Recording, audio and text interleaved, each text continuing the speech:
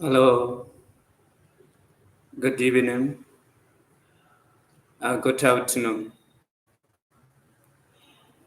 Today, I will read also two stories of Sariputta Mahathera and Nanda Mahathera in the Dhammapada book.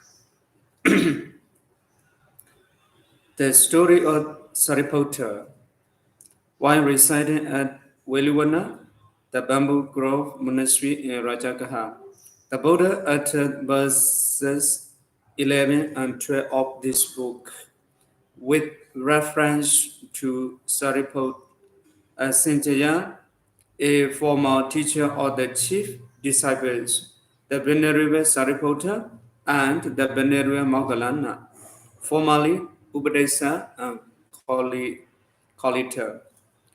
Upadesa and Kalita were two youths from Upadesa and Kalita, two villages near Rajagaha.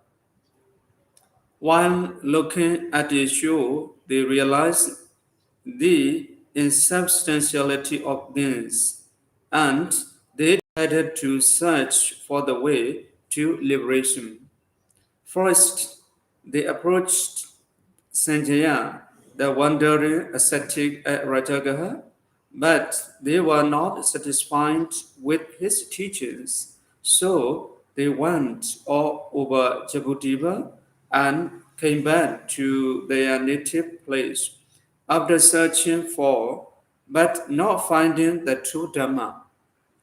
At this point, they came to an understanding that one who found that true Dhamma should inform the other.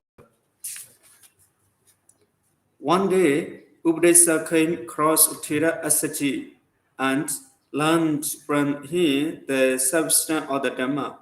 The Thera uttered the verse beginning with Yidamai Hidobhawa, meaning those phenomena which proceed from a cause. Listening to the verse, Updesa became established in the Sarabhati Magga and Fla.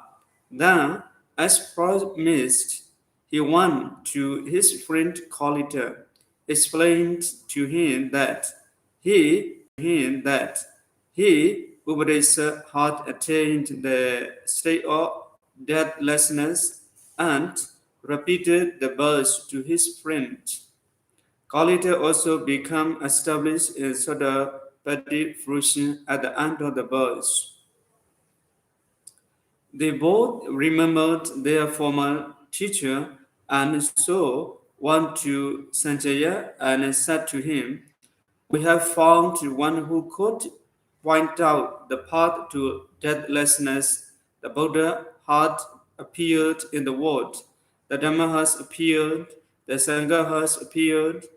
Come, let us go to the teacher." They had hope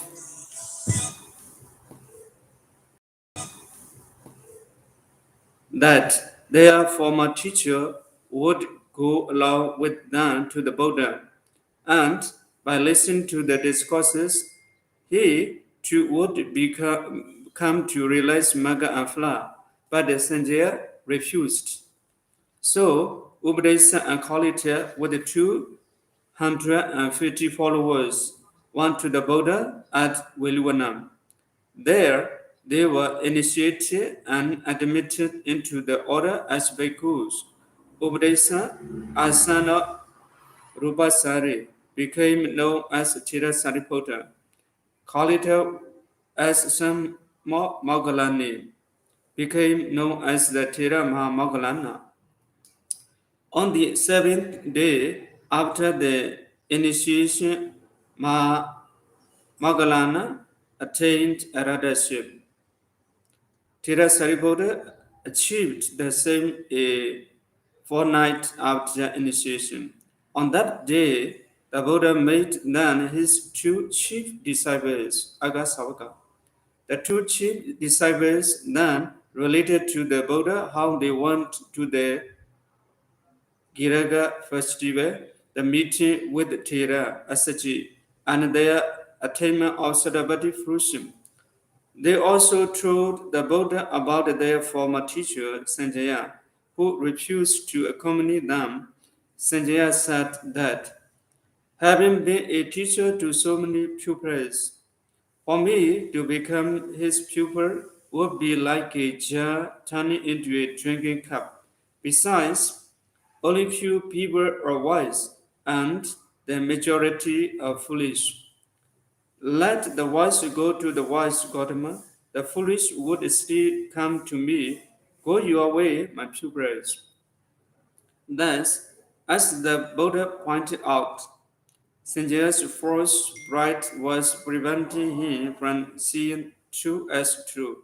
He was seeing untrue as true, and he would never arrive at the real truth. Now, the Buddha spoke in verse as follows: They take untruth for truth, they take truth for untruth. Such person can never arrive at the truth, for they hold wrong views. They take truth for truth, they take untruth for untruth. Such persons arrived at the truth, for they hold right views. At the end of the discourse, many people came to be established in Sariputta fruition. The next story, the story of Thera Nanda. While residing at the Jedavana monastery in Saudi, the Buddha uttered verses 13 and 14 of this book with reference to Thera Nanda, a cousin of the Buddha. Once, the Buddha was residing at the Viluvana monastery in Rajagarh when his father, King Suddhodana, repeatedly sent messages to the Buddha requesting him to visit the city of Kapilavatthu. Accordingly, the Buddha made the journey in the company of 20,000 arahants. On arrival at Kapilavatthu, he related the Vaisandra Jataka to the assembly of his relatives. On second day, he entered the city where, by reciting the verse beginning with Odete Nabba Michiya, one should arise and should not be unmindful. He caused his father to be established in Saravati Frusim. On arrival at the palace, the Buddha recited another verse beginning with Dhammacari Sucharita. One should practice the Dhamma and establish the king in Sakadagami fruition. After the meal, he narrated the Chanda Chengari Jataka with the reference to the virtues of Rahula's manner.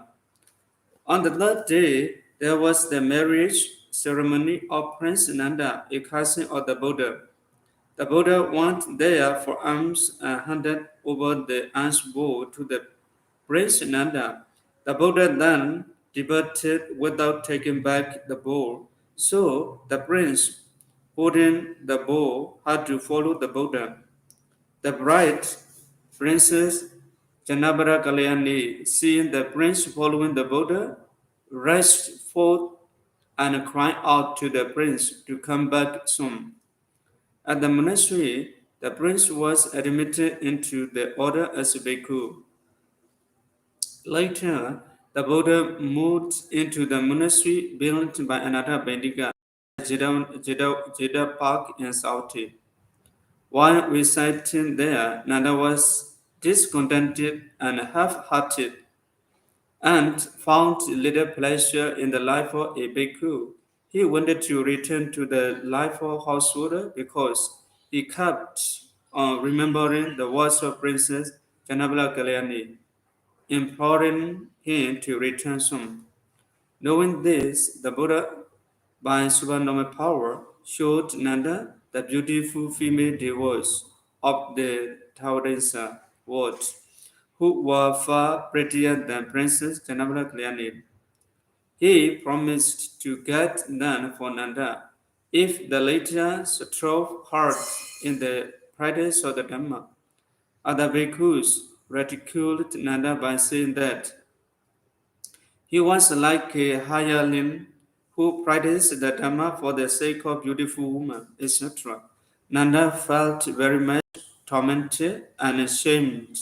So, in seclusion, he tried very hard in the practice of the Dhamma and eventually attained arhatanship. As an arhat, his mind was totally released from all attachments, and the Buddha was also released from his promise to Nanda.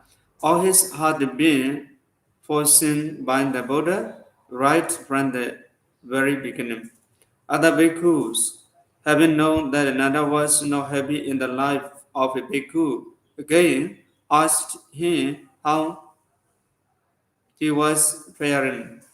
When he answered that he had no more attachment to the life of a householder, they thought Nanda was not speaking the truth, so they informed the Buddha about the matter, at the same time expressing their doubts.